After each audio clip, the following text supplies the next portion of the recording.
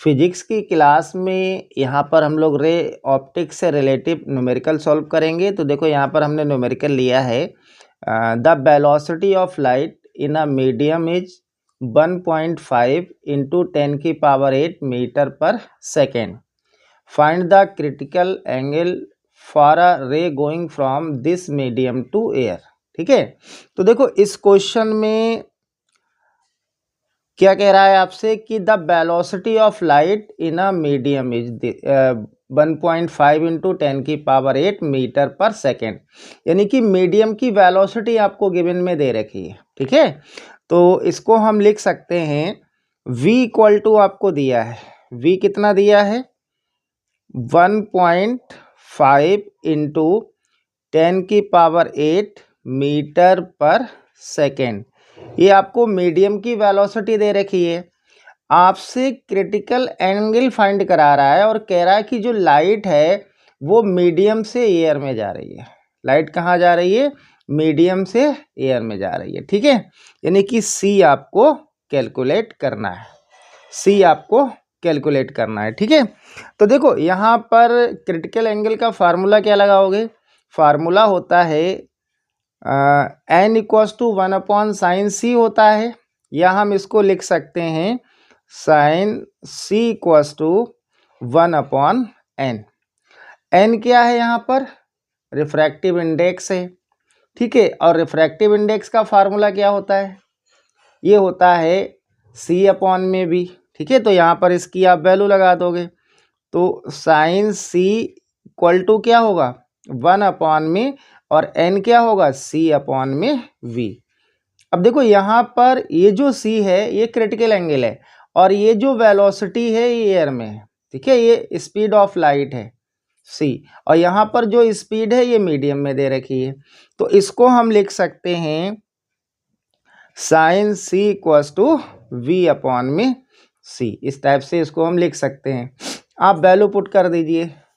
ठीक है, यहाँ पर आप वैल्यू पुट करेंगे तो देखो v आपको गिवन में दिया है क्वेश्चन में, v कितना दिया है, v है आपके पास 1.5 इंटू 10⁸, और स्पीड ऑफ लाइट क्या होती है एयर या वैक्यूम में, ये होती है 3 इंटू 10⁸। ठीक है, अब देखो पॉइंट से पॉइंट जब हटाएंगे तो यहाँ नीचे 0 बढ़ जाएगा। ठीक है, ये जो 10⁸ है और यहाँ डिवाइडेड बाय 10⁸ है, इसको जब हम सॉल्व करेंगे नीचे से ऊपर ले जाएंगे तो ये 10⁸0 होगा और इसकी वैल्यू क्या होगी 1 होगी। तो यहाँ पर आपके पास बचेगा क्या, ये होगा sin c इक्वल्स टू 15/30, ये आ जाएगा। ठीक है, या हम इसको मैं यहाँ पर सॉल्व कर दे रहा हूँ।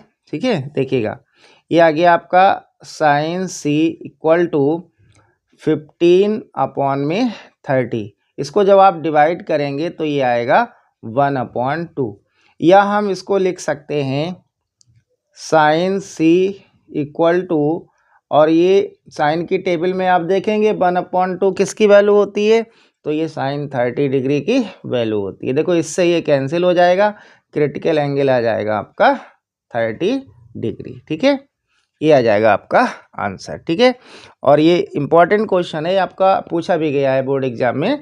अब देखो अगला क्वेश्चन देखते हैं। अगला क्वेश्चन है कि find the angle of refraction, find the angle of refraction of medium of refractive index √3। ठीक है, और एंगल ऑफ इंसिडेंट आपको दे रखा है।